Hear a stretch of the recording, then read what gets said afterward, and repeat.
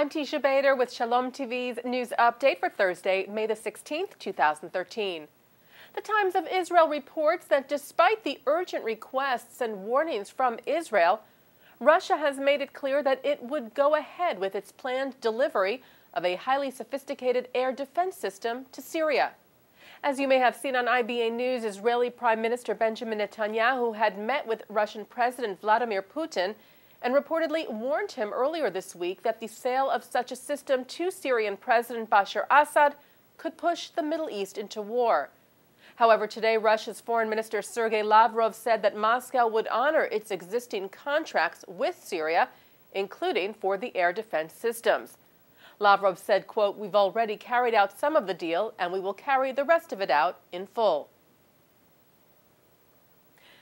3 members of Israel's Knesset left for Luxembourg today to represent Israel at a NATO Parliamentary Assembly discussion on developments in the Middle East. Ronen Hoffman of the Yesh Atid Party and Yoni Shibun of the Beit HaYehudi Party, as well as Nachman Shai of the Labour Party, will be taking part in what is the 4th ever joint conference of the NATO Parliamentary Assembly and NATO's key decision-making body, the North Atlantic Assembly. Shai said the major challenge on the part of the Israeli delegation was to make sure that they were able to convey the threats that Israel faces because of the situation in Syria and regarding a nuclear Iran. The prosecutor of the International Criminal Court in The Hague said she would open a preliminary examination into the 2010 flotilla incident to see whether there is satisfactory criteria to open a full investigation into the matter. As you may recall, 3 years ago, a fleet of ships led by anti-Israel activists tried to break the blockade of Gaza. At that time, IDF commandos boarded one of the vessels called the Mavi Marmara, where the peace activists on board were in fact armed, and attacked the Israeli forces. In the clashes that ensued, 9 Turkish nationals were killed. Earlier this week, the nation of Comoros, where one of the vessels was registered, referred the incident to the ICC to examine whether crimes were committed by Israel during the incident. ICC prosecutor Fatou Bennouda said Tuesday that she was obliged to do a preliminary examination of the incident after receiving the referral. Most examinations of this kind do not ultimately lead to a full investigation, let alone a trial. As we reported to you last week, Israel and Turkey, whose relations have been estranged since the flotilla incident, signed a preliminary draft agreement last week to try and mend the rift between the two, and talks have also begun regarding compensation to the families of the Turkish nationals killed during the incident. The Jerusalem Post reports that Turkish Prime Minister Tayyip Erdogan confirmed his plans to visit the Gaza Strip next month, despite pressure from the United States to delay. Erdogan made his remarks during a press conference with U.S. President Barack Obama at the White House today, saying he hoped that his trip in June would contribute to the quest for Middle East peace.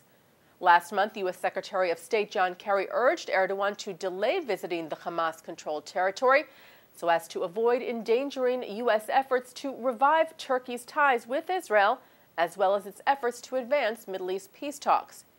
Meanwhile, the Times of Israel reports that a source close to the Turkish government said that Egyptian President Mohamed Morsi may possibly accompany Erdogan on the Gaza trip, which may also include a visit to the West Bank. And staying with Morsi, the Egyptian president met with Palestinian Authority President Mahmoud Abbas in Cairo today. The two addressed several issues, including the establishment of a unity government between Fatah and Hamas, and the recent Arab League statement that said it supported minor land swaps between Israel and the Palestinians as part of possible peace negotiations.